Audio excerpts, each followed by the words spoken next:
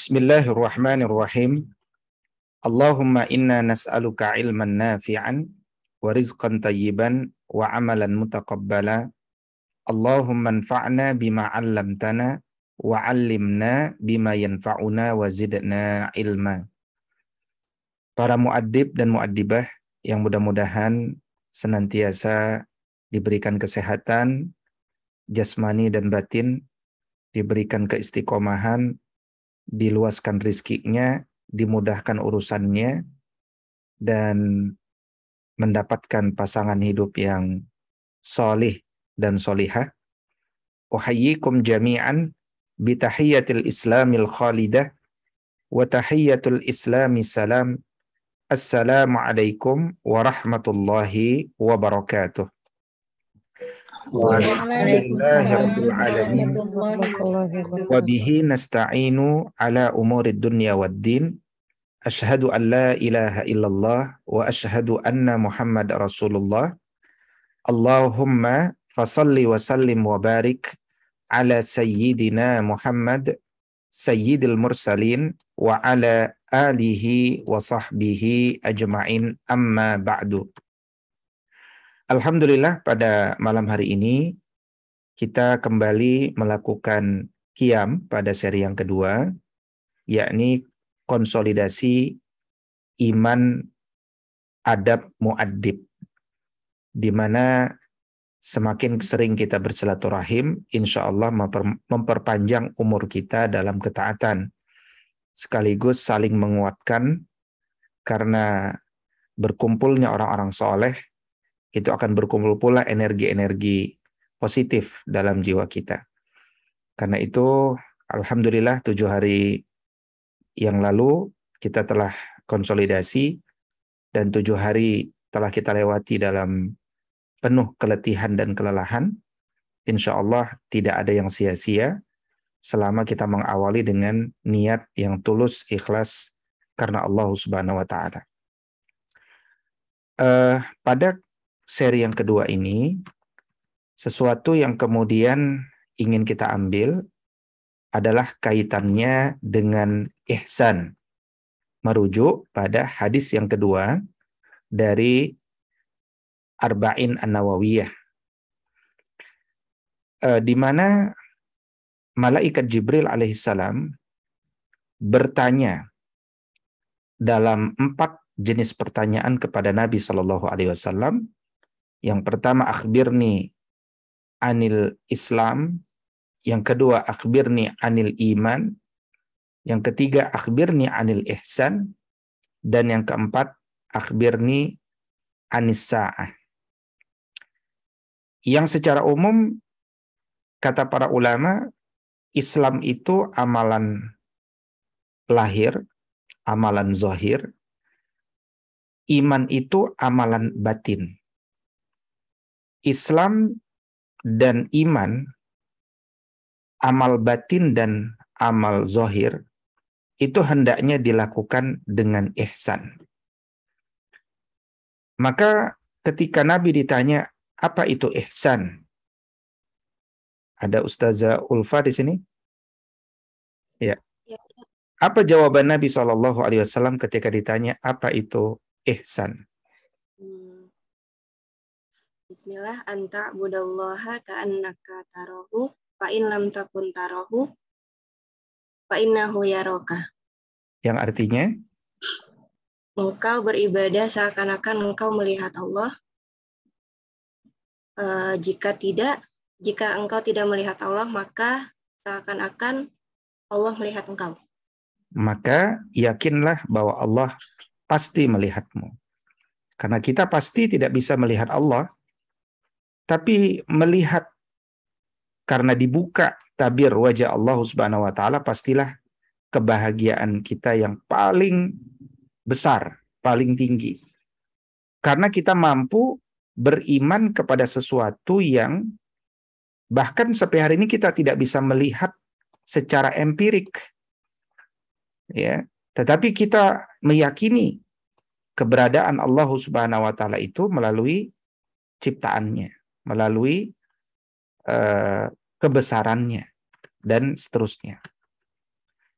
Karena berawal dari pengenalan atau makrifat kita kepada Allah itulah, sehingga kemudian kita berusaha hidup dengan mengabdikan diri kita kepada Allah, menjadi Abdullah yang sejati, hamba Allah, yang itu diawali dengan niat yang ikhlas, hanya mengharapkan ridha Allah Subhanahu wa taala, sebagaimana disampaikan pada pertemuan yang sebelumnya.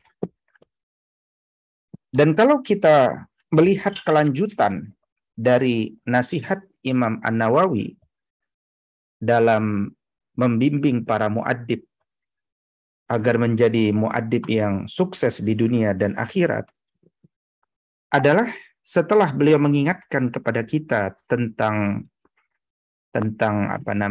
tentang ikhlas, maka kemudian beliau mengingatkan kepada kita bahwa wayan bagi anla ya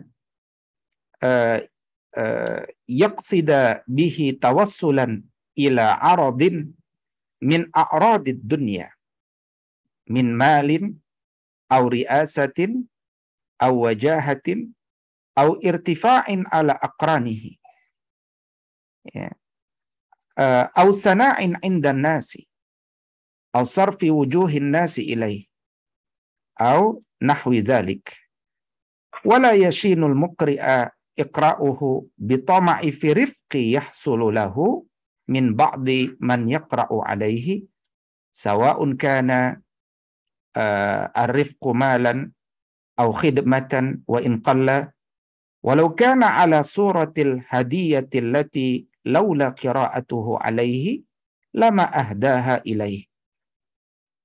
Bahwa hendaknya seorang muaddib itu dia tidak meniatkan ya gerakannya, aktivitasnya, amalnya di dunia pendidikan itu, di dunia membagi hikmah itu hanya untuk memperoleh kenikmatan dunia yang bersifat terbatas, yang bersifat fana, yang bersifat sementara. Ya, misalkan min malin, kita hanya berharap harta. Ya, atau jabatan, atau kedudukan, atau diangkat posisi kita, ya, kedudukan kita menjadi kedudukan yang tinggi karena posisi kita di masyarakat adalah guru. Dan kita ingin jadi guru supaya posisi kita dipandang lebih tinggi. Atau pujian-pujian atau sanjungan-sanjungan dari manusia. Ya, atau hal-hal yang sejenisnya yang intinya adalah jangan sampai, kata beliau, kita ini bergerak di bidang pendidikan ini niatnya adalah sesuatu yang bersifat sementara.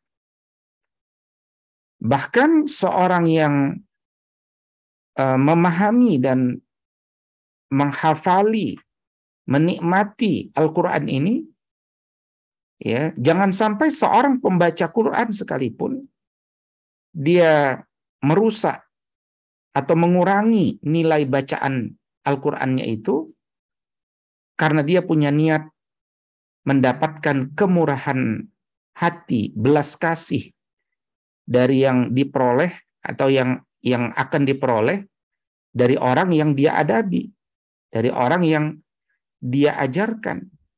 Misalkan, mudah-mudahan dengan saya mengajar orang itu berkenan memberikan saya harta, atau orang itu khidmah kepada aku, gitu.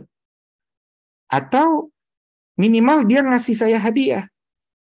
Sesuatu yang hadiah itu tidak akan diberikan kepada seorang guru itu kalau dia tidak mengajarkan itu. Nah, ini berarti jangan sampai ada niat ya yang cenderung pada konflik of interest. Nah, kalau kemudian orang tersebut berharap akan sesuatu yang memang terasa langsung nikmatnya di dunia, maka Imam An-Nawawi mengingatkan kepada kita Al-Quran surat Asy-Syura, surat ke-42 ya, ayat ke-20. min surat Asy-Syura, ya, dari surat Asy-Syura ayat ke-20. Allah mengatakan, a'udzu billahi minasyaitonir rajim, man kana yuridu harsal akhirah nazid lahu fi harsihi wa man kana yuridu harsad dunya nu'tihi minha wa ma lahu fil akhirati min nasib.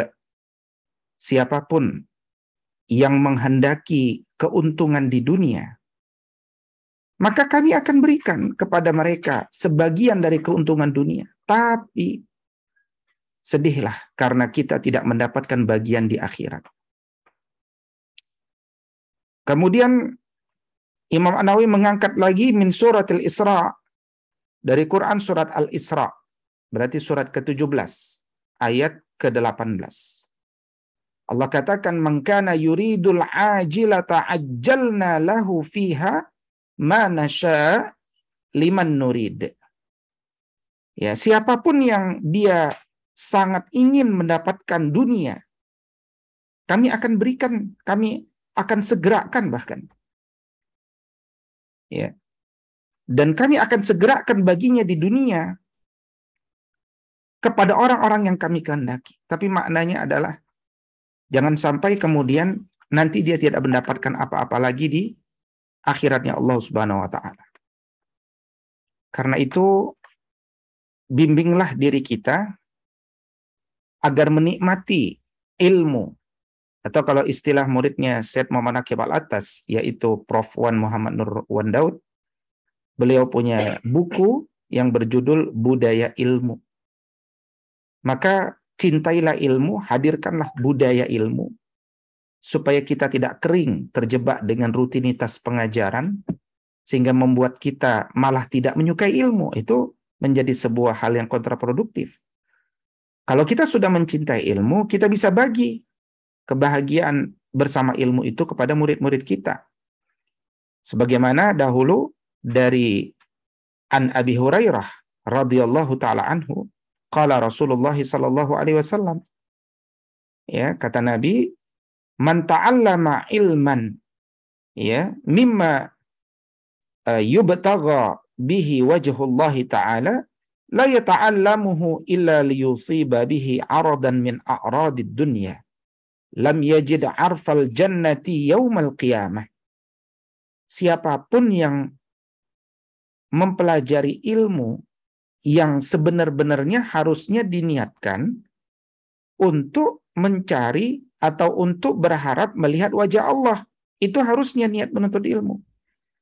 Tetapi ternyata dia tidak mempelajarinya kecuali hanya ingin mendapatkan salah satu kenikmatan di dunia. Kalau itu yang terjadi, wal'iyadzubillah, kita tidak akan mencium harumnya jannah di hari kiamat. Dan tentu banyak sekali hadis-hadis tentang masalah ini. Ya, banyak sekali, wa mislu ahaditsu katsirah.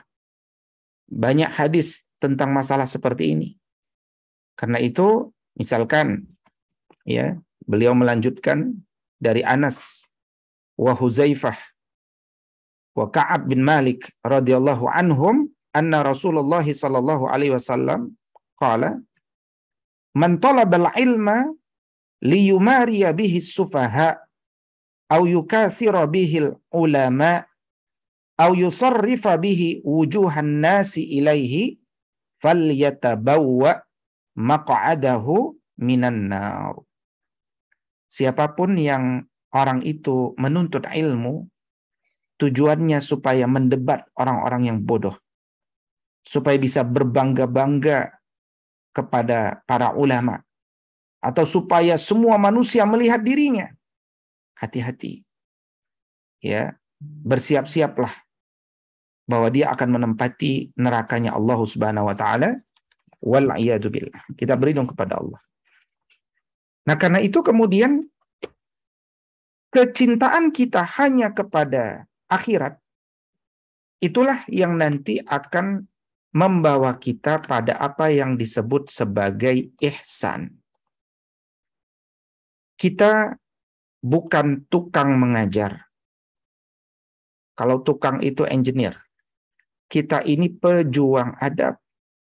Kelelahan-kelelahan kita betul-betul harus bernilai perjuangan, bernilai jihad, ya, mengandung mujahadah. Maka berbahagialah ketika kita jadi pejuang. Hari ini kita tidak berjuang melawan penjajahan fisik, ya, tetapi kita sedang berjuang menegakkan generasi yang salah satu perjuangan nanti berperang juga, tapi berperang di bidang pemikiran, ghazul fikr, dan seterusnya dan seterusnya. Makanya ketika Nabi SAW dahulu berhasil menaklukkan kota Makkah, Fathu Makkah, kata Nabi, la hijrata ba'dal fathi, walakin jihadun wa niyah. Sekarang sudah nggak ada lagi yang namanya hijrah fisik. Dari Yaman ke Mekah, ke Madinah, ke Syam, aman. Sudah futuh. Tapi sesuatu yang nggak boleh berubah. Jihad wa niyah. Karena musuhnya berikutnya adalah lemahnya semangat jihad, lemahnya mujahadah, dan lemahnya niat yang lurus. Apa itu makna ihsan? Ya. Dalam definisi Nabi tadi disebutkan anta'budallaha ka'annaka tarahu fa in lam takun tarahu fa innahu yaraka.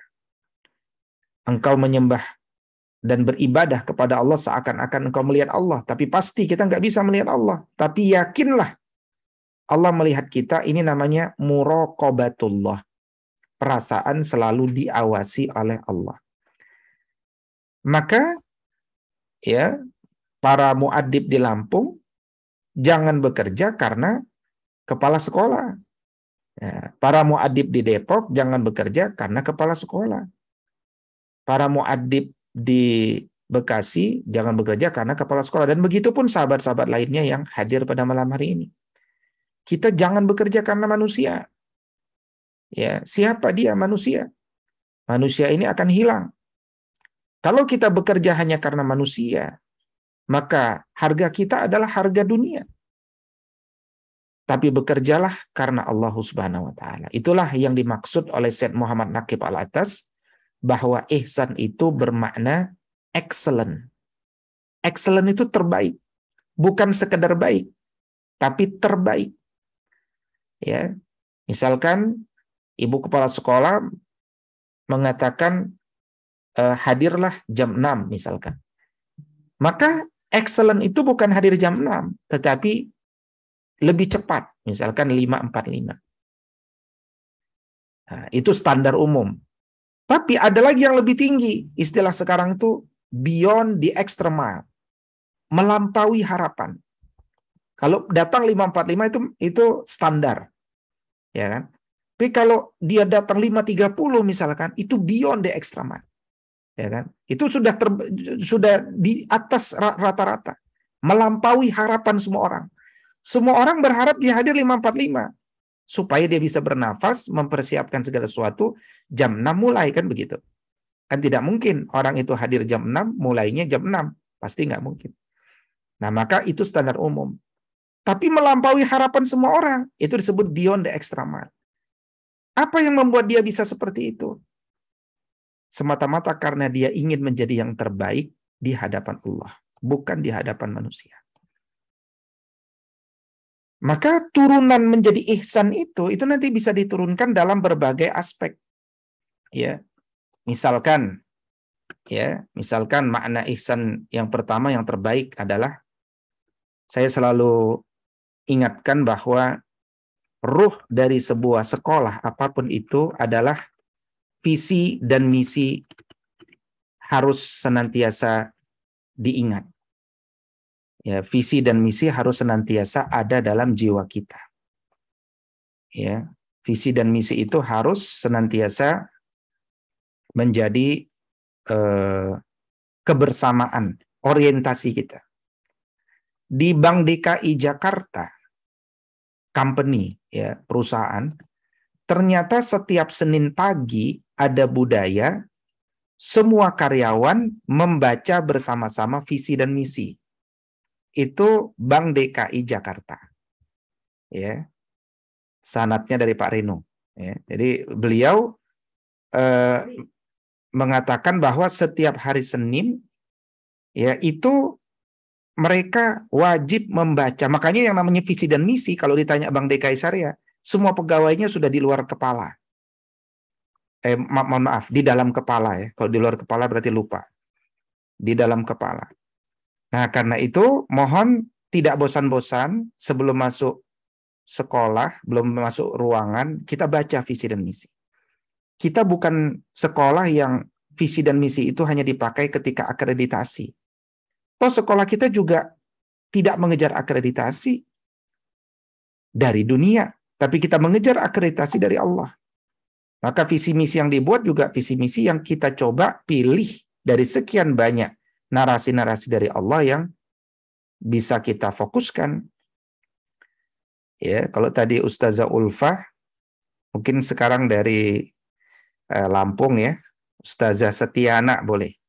Ustazah Setiana, apa sih visi dan misi daripada sekolah adab? Suaranya nggak masuk? Bismillahirrahmanirrahim. Sudah masuk, Ustaz? Sudah, alhamdulillah. Izin menjawab, Ustaz. Visi misi dari Sekolah Adab Insan Mulia adalah yang pertama adalah visinya, yaitu melahirkan generasi muda Islam yang berkarakter Islami, syakhsiyah Islamiyah, meliputi 11 capaian karakter muasofat Muslim kafah. Kemudian misinya adalah menanamkan adab mulia berbasis akidah Ahlus Sunnah wal Jamaah sebagai pondasi ilmu dan amal, serta melatih fisik anak yang kuat dan terampil. Baik. Ini hafal ya, insyaallah ya.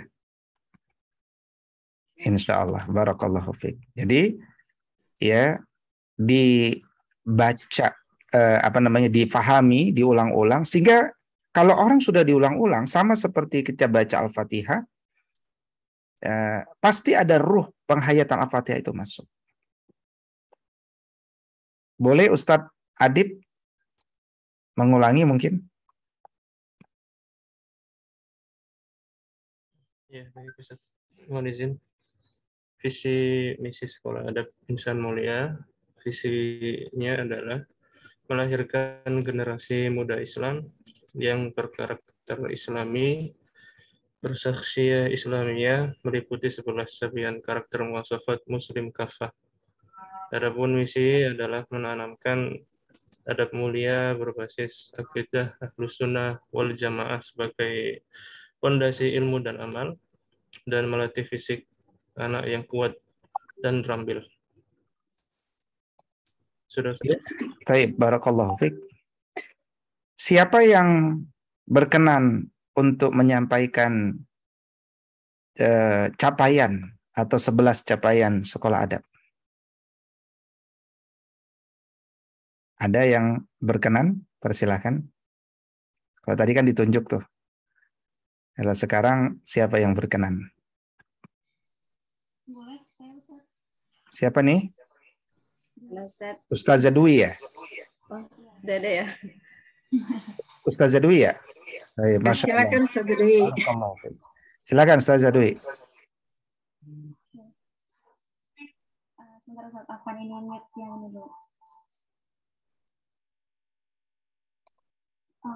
11 muasofat, 1 adab Qur'ani, 2 salimul akidah, 3 solihul ibadah, 4 matinul khuluq, 5 qawiyul jism, 6 musaqqaful fikri, 7 munawwamun fi syu'unihi, 8 qadirun ala kasbi, 9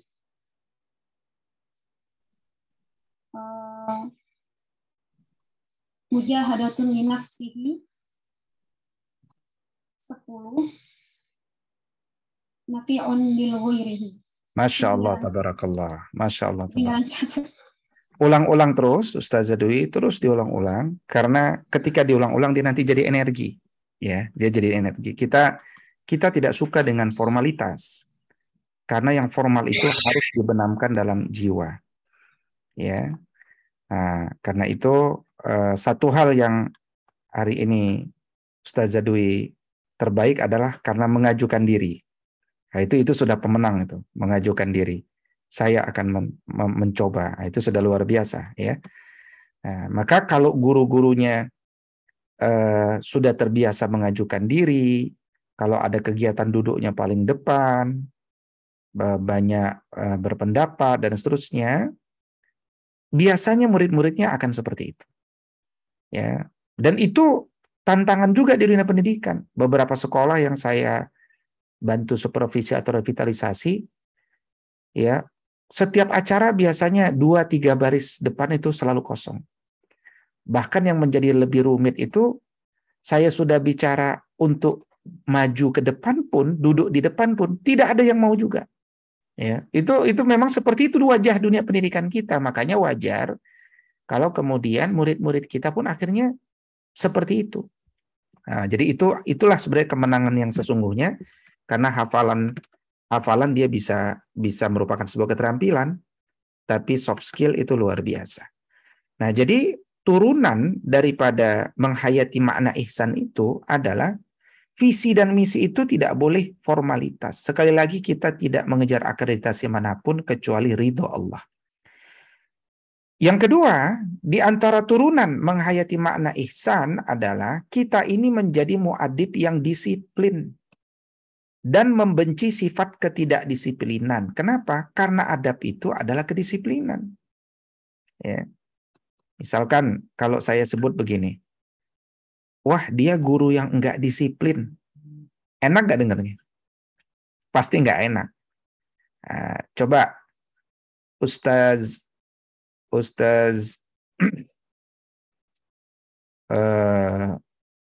Putri, ya, Ustazah Putri ya, alhamdulillah, masya Allah. Ustazah Putri, kalau disebut beliau itu muadib yang tidak disiplin, kira-kira menurut Ustazah Putri apa yang kebayang yang telah dia lakukan?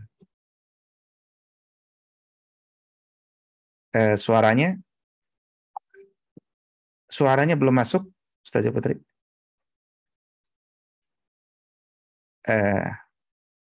Ada kendala mic? Nggak masuk ya? Atau dicabut itunya? Mic-nya? Enggak ya? Baik, kalau gitu kita pindah ke Ustaz Hafiz. Nah, Ustaz Hafiz. Silakan Ustaz Hafiz. Ya. Kalau disebut beliau itu muadib yang tidak disiplin, kira-kira kemungkinannya apa tuh Ustaz Hafiz? Ya, kalau Bismillah Ustaz. Kedengeran kan Ustaz ya? Kedengeran jelas. Ya, kalau bagi saya jika dibilang seperti itu, maka yang pertama kali terbayang saya nama baik dari diri saya sendiri maupun dari diri sekolah kita ini, karena kita membawa nama lembaga, akhirnya terjadi tercoreng. Karena apalagi kita namanya sekolah adab yang mengedepankan kedisiplinan. Jadi tidak hanya transfer of knowledge, tapi juga kita menanamkan fondasi-fondasi ilmu dan amal. Jadi ketika tidak dibilang disiplin, itu sangat-sangat. Nah, Ahsan. Tapi pertanyaan berikutnya adalah, apa kira-kira yang telah dilakukan oleh seorang muadib itu sehingga dia disebut tidak disiplin? Pasti banyak ya. Nah, contoh apa yang kebayang di antum? Mungkin ini Ustaz ya, selain tidak menjalankan visi dan misi secara teratur, dan juga tidak memberikan sebuah contoh yang sebenarnya yang hakiki kepada anak murid ketika pelajaran KBM berlangsung. Berarti tidak menjadi teladan gitu ya? Iya, suri teladan yang baik, uswatun hasanah. Jadi tidak menjadi teladan itu juga adalah wujud bahwa dia tidak disiplin, gitu kan? Karena ketika kita disiplin, maka kita harus menjadi teladan. Nah, suka tidak suka ya. Ini alhamdulillah hadir malam hari ini Ustadz Asrizal ya, dari Sumatera Barat ya, insyaallah. Ustadz Asrizal ya, insyaallah sebentar lagi kita buat sekolah adab di Sumatera Barat. Apa tadi? Apa tadi ya, jadi lupa saya. Oh ya, Teladan, Ustaz. ketika kemudian kita sudah menjadi seorang guru adab, maka suka tidak suka orang menilai kita ya, Ustaz Hafiz ya, menilai kita. Nah, orang itu menilai kita biasanya dari mana? Kalau di zaman sekarang, pasti yang dinilai dari sosial media. SDM, manajer SDM, itu sekarang menerima karyawan itu di perusahaan, dia akan cek dulu komentar kita, ya, postingan kita, dan seterusnya. Nah, makanya ya Ustazah Nurul Hikmah nanti cek lagi tuh, ya kan? Ada nggak postingan-postingan yang aneh-aneh, ya kan? Ustaz Supriyadi ada nggak tuh? Ya, Ustaz Supriyadi punya sosmed nggak? Jangan-jangan nggak punya ya. Ya. Nah, kalau punya cek lagi. Ya, saya saja postingan di Facebook itu dibersihkan dari beberapa hal-hal yang harus dibersihkan. Bertahun-tahun dibersihkan lagi. Kenapa? Karena kita harus membentuk sesuatu persepsi yang positif, ya, tentu untuk kemaslahatan bagi semua, gitu. Nah, itu satu contoh ya. Yang berikutnya adalah menghayati makna ihsan bermakna menjalankan SOP dan standar yang telah ditetapkan. Ya, misalkan Ustaz Adib ya, kalau di Ustazah Dewi kita sudah gunakan ya metode penghafalan Quran yang baru ya. Sudah Ustadz, insya Allah. Baik, nanti akan ada kita coba evaluasi ya. Nah, itu kan yang desain dulu Ustaz Adib itu, Ustazah Dewi ya. Nah, Ustaz Adib mensosialisasikan dan seterusnya. Nah, apa yang sudah dijadikan standar oleh Ustaz Adib dan sudah kita sepakati dalam syuro, itu harus dijalankan secara benar sampai nanti kita lakukan evaluasi. Efektifkah? Gitu kan? Nah, efektif. Maka yang disebut ihsan itu adalah SOP dan standar yang telah ditetapkan minimal itu dijalankan. Bahwa kemudian nanti kita berimprovisasi menambahkan hal-hal yang lain di luar dari apa yang sudah berjalan, tentu saja itu merupakan beyond the extra mile tadi. Itu melampaui harapan. Tapi apa yang sudah diharapkan itu jangan sampai tidak tercapai gitu. Nah, itu nanti kaitannya dengan poin keempat. Selain SOP dijalankan, memberikan capaian yang jauh melampaui harapan. Nah, yang kelima, memahami bahwa mendidik itu mengulang-ulang kaji materi. Jadi kita desain, mungkin ketika desain kurikulum itu ada hal-hal yang sifatnya perulangan, maka nggak apa-apa diulangin. Ya, saya ini belajar hadis 1 arba'in saja berulang-ulang gitu kan. Tapi kan nggak bosan-bosan juga saya. Maksudnya saya nggak bosan juga, Mbak, bicara hadis ikhlas gitu kan. Semakin semakin mendengarkan guru menyampaikan materi ikhlas, ada lagi tuh hal yang baru gitu kan. Nah, membahas hadis kedua, Islam, iman, ihsan, udah sering.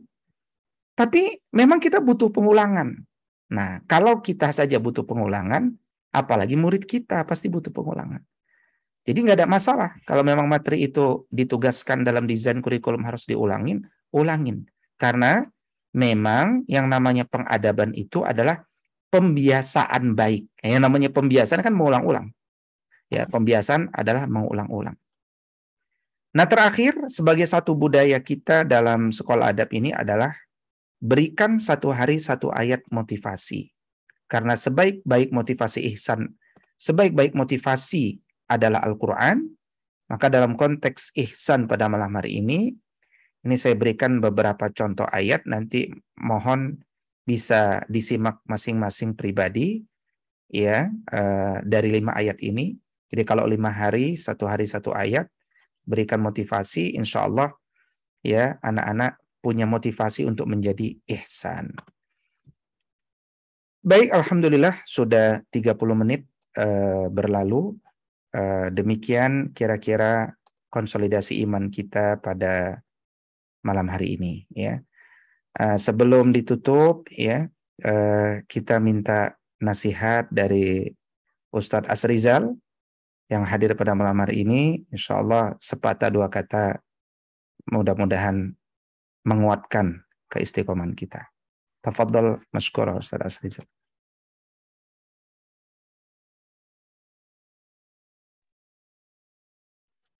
Assalamualaikum warahmatullahi wabarakatuh. Waalaikumsalam warahmatullahi wabarakatuh. Innal hamdalillah nahmaduhu wa nasta'inuhu wa nastaghfiruh wa na'udzu billahi min shururi anfusina wa min sayyiati a'malina.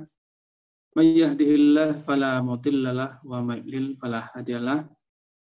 Asyhadu an la ilaha illallah wahdahu la syarikalah, asyhadu anna Muhammadan abduhu wa rasuluh alladzi la nabiyya ba'dahu amma ba'd. Puji syukur kita aturkan kehadirat Allah. Alhamdulillah. Pada malam hari ini Allah anugerahkan hidayah yang luar biasa untuk kita semua. Terkhusus bagi pribadi Ana sendiri.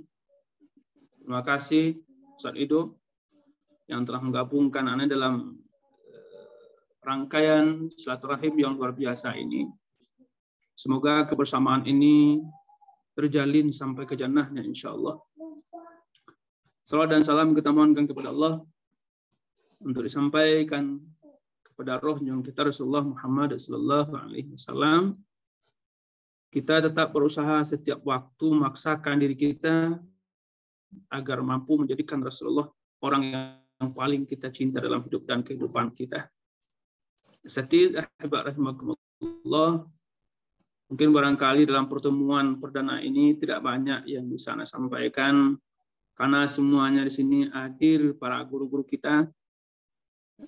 Dalam hal ini rasanya saya termasuk sangat kecil sekali karena kita lihat di sini para guru kita luar biasa ini semuanya. Kalau Ana wallahu a'lam zat. Di mudah-mudahan dalam konsolidasi iman mu'adib kita pada malam hari ini Allah lapangkan dada kita untuk menerima curahan dari Ustadz Wido dan Ustadz kita lainnya. Sekali lagi dalam hal ini Ana tidak pantas Ustadz untuk menyampaikan tausiah. Ana juga dalam hal ini juga termasuk pemula Ustaz. Jadi sekali lagi terima kasih banyak Ustaz dan mohon maaf karena tadi terlambat. Kebetulan kita di Padang itu isyanya jam 19.38, jadi baru kembali dari masjid dan langsung gabung tadi Ustaz. Jadi mungkin untuk waktu-waktu berikutnya bisa lebih banyak lagi menerima curahan daripada astid semuanya. Dan sekali lagi Ustaz, tidak ada rasanya akan Anda sampaikan Ustaz. Terima kasih Ustaz. Assalamualaikum warahmatullahi wabarakatuh. Waalaikumsalam warahmatullahi wabarakatuh. Jazakallah juga kepada Ustazah Zulaiha ya dari SDTQ Al-Khawarizmi di Cinere yang juga malam hari ini hadir. Ya, ada Ustaz Muhlisin dan seterusnya. Baik, demikianlah kira-kira pertemuan kita pada malam hari ini. Insya Allah 30 menit yang berkah. Mohon maaf kalau ada kesalahan kata. Jazakumullah khairan. Terus tetap semangat dan berikan yang terbaik untuk Allah Subhanahu wa Ta'ala. Mari sama-sama kita akhiri dengan doa penutup majelis. Subhanakallahumma asyhadu an la ilaha illa anta astaghfiruka wa atubu ilaik. Alafu minkum. Assalamualaikum warahmatullahi wabarakatuh. Waalaikumsalam warahmatullahi wabarakatuh. Waalaikumsalam warahmatullahi wabarakatuh.